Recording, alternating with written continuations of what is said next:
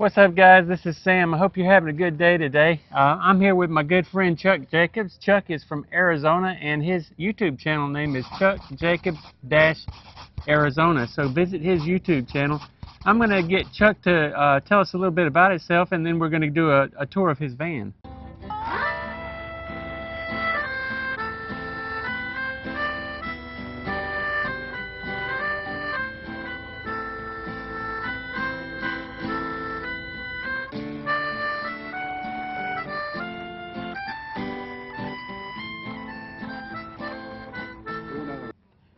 Well, good morning, folks. I'm a retired firefighter, and I travel around quite a bit.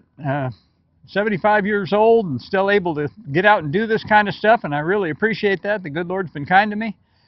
And so I travel some with the van, and I also have a travel trailer and a truck, so when the wife goes along, we take the trailer. So my YouTube channel is just what I call an old man channel. It's just about a bunch of stuff that I'm interested in, and some of it's a bit on the fringy side, so come and visit me. And so Sam wanted me to talk a little bit about my van, and I bought this thing for $1,400 almost 10 years ago, and I kept it for about a year before I decided what I was really going to do with it. And so I built it out, and had it over 8 years now, and I haven't changed a thing. And I'm not a full-time van guy. I still have a house and all that stuff, but I do get out as much as I can. So let me take you on a quick tour. Before we do that, I want to mention that Chuck and I actually met each other last year at the RTR. Right. And Chuck and I were just sitting in our lounge chairs out there in the ball field, and we just struck up a conversation, and we've been friends ever since. So I've been following his channel, and he's been following my channel, and we've been just keeping up with each other, and we've been camping with each other for the past, 3 days now? Yeah, through this fourth day. Yeah, we've been eating together, camping together, and it's just been a real good time. So let's go ahead and get into the van. Now, this is a 1991 Ford Econoline.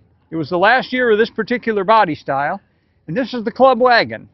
And so it's a little bit longer than the regular one. It's 3/4 ton. It's got the 5.8 liter or 351 Windsor motor and E4OD automatic transmission. It didn't have a lot of miles on it when I bought it, but it had a whole bunch of mechanical problems, which is the reason why I got it so cheap. But one of the thing that I like about it is it's got the high top on it, so I can actually stand up in it. So when I bought it, my goal was to find a van, number one, that was dependable, so it wouldn't leave me stranded somewhere. And then I wanted something I could stand up in, and I wanted something I could have my own potty, and I've got all that.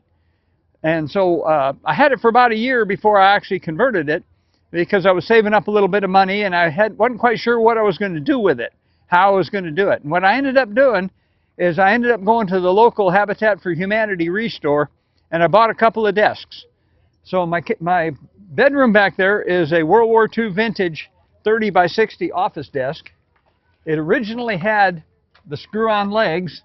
I unscrewed them so I could lower it down a bit, and then I added 9 inches on the backside up over the wheel well and 20 inches in length, and that gave me enough room for a twin extra long mattress. And I've got an 8-inch memory foam mattress on there. It sleeps like a baby. And so that ended up being my bedroom. 6 locking drawers for 25 bucks, and you can't even buy a sheet of plywood for 25 bucks. Then for my kitchen, I bought another desk, which was $35, and it's a 24 by 42 inch desk, and I cook on a little single burner butane stove, and I can cook either inside or outside. And for a sink, I use a stainless steel salad bowl, so I can use that inside or outside. So I can either use this as a kitchen surface, a dining room, or I can even use it still as an office if I want to. I carry the chair with me there. I got the little bungee cord on it so it doesn't slide around. Everything is still locked, and then of course I got the swivels that came with the swivels on the seats. So I leave this one usually in the swivel position. So this ends up being my living room and kitchen. And of course back there's my bedroom and bathroom. And it works out real well for one guy traveling. This is my, well, actually my 5th time visiting the RTR. I was there in 2017, 2018, and a real brief visit in 2019. And then I came back last year, and of course it's 2025, and I'm back again, of course, with my friend Sam. And your vehicle was also shown on Cheap RV Living as Yep. well. Bob Wells Yeah, did Bob Wells, in 2018, Bob Wells shot a video tour of the van, and it was pretty much in the same configuration. I've done a little bit of detail work since then, but that video's had like 175,000 views on the Cheap RV Living channel. Except it didn't have this sign here that says "Life is fantastic." Right, I didn't have that in there yet, and that was my first attempt at free carving with a router, and it actually didn't come out too bad for. All right, you want to tell us a little bit about this sign over here on your door? Well, a thing says over here what I do. If you notice on my channel, it says I'm a retired firefighter, a backroad wanderer, and a squatcher. And if you wonder what a squatcher is, that's somebody that goes and looks for Sasquatch. And I've been doing that for 14 years, and quite honestly, folks, I found them. They are just as real as you and I. And if you want more information on that, you can go to my channel and go to the home page and go to podcast. And there's a podcast on there with 10 videos. And the first 9 will tell you what we as a group, because I'm with a bunch of other guys, and the first 9 will tell you what we as a group has learned, and number 10 will tell you how to go out and do exactly what we do. So without getting into a whole lot of detail, what I will tell you is they're not what you think they are. Yeah, they're beings just like us. But people think that they're like monkeys. They're not monkeys. No, they're not undiscovered apes. They're a kind of people.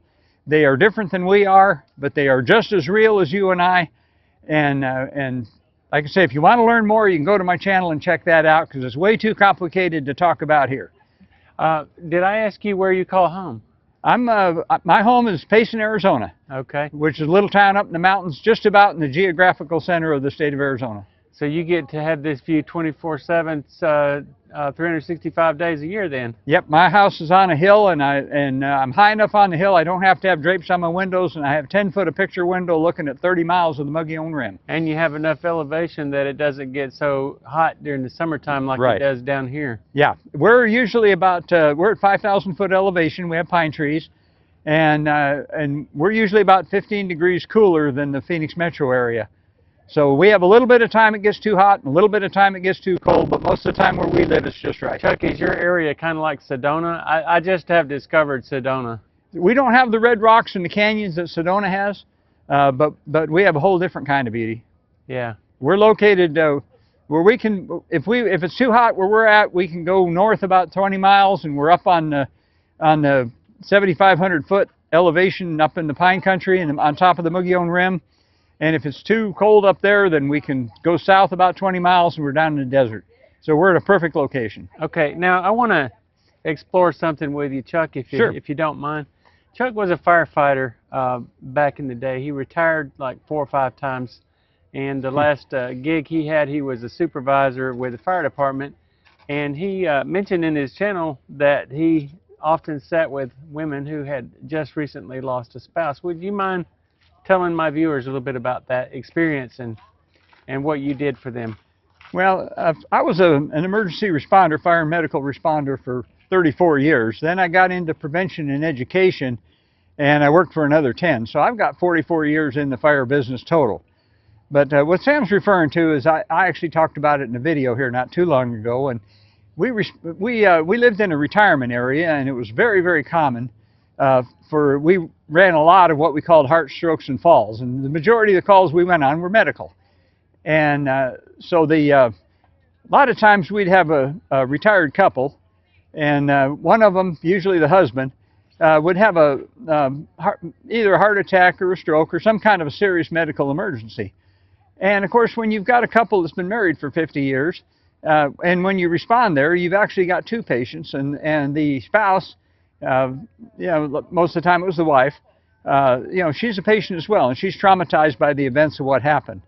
And so what Sam's referring to is I was a supervisor, and if I had enough of a crew to handle the medical part of it with the initial patient, I'd step away with the wife, and I would end up sitting with her and explain it to her what's happening, because she has no idea.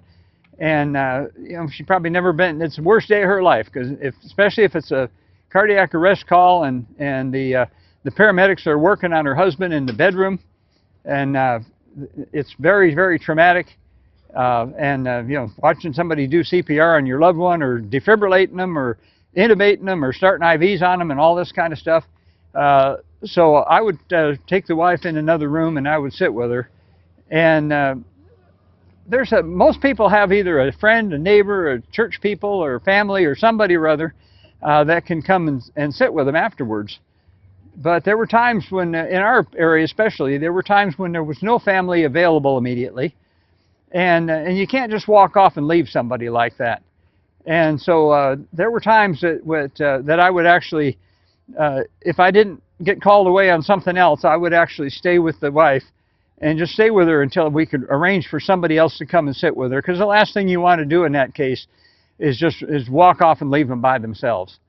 And I consider that as just part of the job. And but there's places I know where, you know, everybody will say, you know, I'm sorry about your husband, and everybody will get in their trucks and leave, and the lady's sitting there all by herself and doesn't really have anybody to be with her, and that's got to be real traumatizing. And we tried really hard not to ever do that.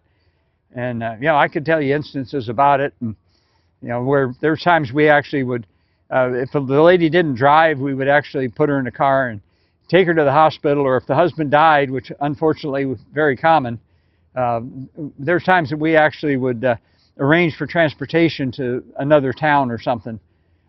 Most of the time, though, in our place, we're about 2 hours out of the Phoenix metro area, and a lot of the people, the kids that live down in the Phoenix metro area, and so I'd stay there with the wife for a couple hours until their kids showed up, so just so that she wouldn't be alone. Yeah. And that was what Sam wanted me to talk about. That was really heartwarming. I saw that on his video, and it just kind of touched my heart. You know, that there's still good people in the world that care enough to sit with somebody who is going through the most devastating thing in their entire life. And Chuck is just one of those people. And that leads me into the last thing I want to talk about with you, Chuck. Chuck is a cancer survivor. And I wanted Chuck to tell me about his survival story, and tell all you about that. So maybe if one of you is experiencing something like this, that you know you have hope. Chuck is doing really well now. So sure. Before I get into that, let me just tell you that if you go to the homepage on my channel, there's all my videos. I got over 500 videos, and they're organized into playlists. And if you check on playlists, there's a playlist called Firefighter Stories. And there's over 50 stories on there of various incidents that I responded to as a firefighter, or even afterwards that were firefighter related. But as far as the cancer part of it, there's a whole package of cancers that a lot of old firefighters get, and because of our exposure to all the smoke and chemicals and stuff over our careers, and there's just about almost 100% of us end up with prostate cancer. And about a year and a half ago, I was diagnosed with prostate cancer, and I went through the whole, did my due diligence about research and tried to figure out what I was going to do. And of course, I had several options, and one option, of course, would have been radiation, and there's 2 or 3 types of radiation. Another option, of course, was removal, and the third option was just put it in the Lord's hands and just decide decide how long He wants me to live. And so I did my research, and there's a playlist about the whole journey that I had with my prostate cancer. And there's actually a little bit of supernatural involvement there as well. And if you watch if you decide to watch that journey, you know, you can make your own decision as to what you want to believe or not. But the bottom line is when it came down to it, I decided against going with radiation. And I narrowed it down to either one of 2 things. I was either going to have the darn thing removed, or I was going to just let the Lord decide how long He wanted me to live. And so I ended up, with a little prompting, I ended up deciding to go for the surgery. And I had my prostate surgically removed using what they call the Da Vinci method, which is a robotic type method that punches little holes in your abdomen, and then the biggest hole is about 1.25 inches, and that's physically large enough to bring the prostate out. And the surgeon removed it, and you heal up pretty fast that way. And they caught mine pretty early. It was detected through my PSA levels. PSA stands for prostate-specific antibodies, which when you get prostate cancer, your body starts fighting it, and that's how they detect it. And so anyway, I've had mine removed. I'm well over a year now cancer-free. All my tests have come back negative. Praise God. And my theory on that was, and once more thinking about like an old fireman, and that is when that diseased prostate is totally out of my body and it's in that little stainless steel dish on the table next to me, I know it can't hurt me anymore. And so if you're all dealing with prostate cancer, that video series is done pretty well. And if you're all dealing with that, take a look at that, and maybe it'll help you make your decision. And you make whatever decision you want, but like I say, in my case, that's the way I went. And so far, it's worked out well for me. And there's some other health issues there. There's also a series on my YouTube channel about I beat diabetes through change in diet, and there's videos on there about that as well. You were type 2. I was diagnosed as type 2 diabetic. Theoretically, they say you can't cure diabetes, and I'm here to tell you, yeah, you can. And so you went on a carnivore diet. I beat it on I went carnivore and with intermittent fasting, and within a year, I had totally beaten diabetes. I'd gotten off my blood pressure and cholesterol medication, and lost 70 pounds, improved my mental clarity, my energy levels came back, all that stuff. And like I say, I talk about it on my channel if you want to go check that out. Well, Chuck, I am so glad that you survived the cancer and that you were able to be here with me. And I'm so glad that I made your acquaintance last year, and we have become good friends and now camping buddies. And hopefully we'll get to see each other again down the road. So one thing I want to say is Chuck is a really good guy, a kind person. I really encourage you to check out his channel. He has very interesting content. Again, that's Chuck Jacobs Arizona. So check out his YouTube. I'll be sure and leave a link to his YouTube channel below. But I hope you enjoyed this video, and if you did, please consider subscribing to my channel if you're not yet a subscriber. Also, give me a like and a thumbs up. Yes, thank you, Chuck.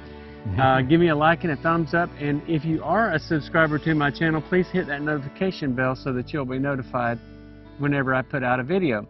But until then, I hope you guys have a wonderful week, and we'll see you on the next one. Love you guys. Bye-bye. Thank you, my friends.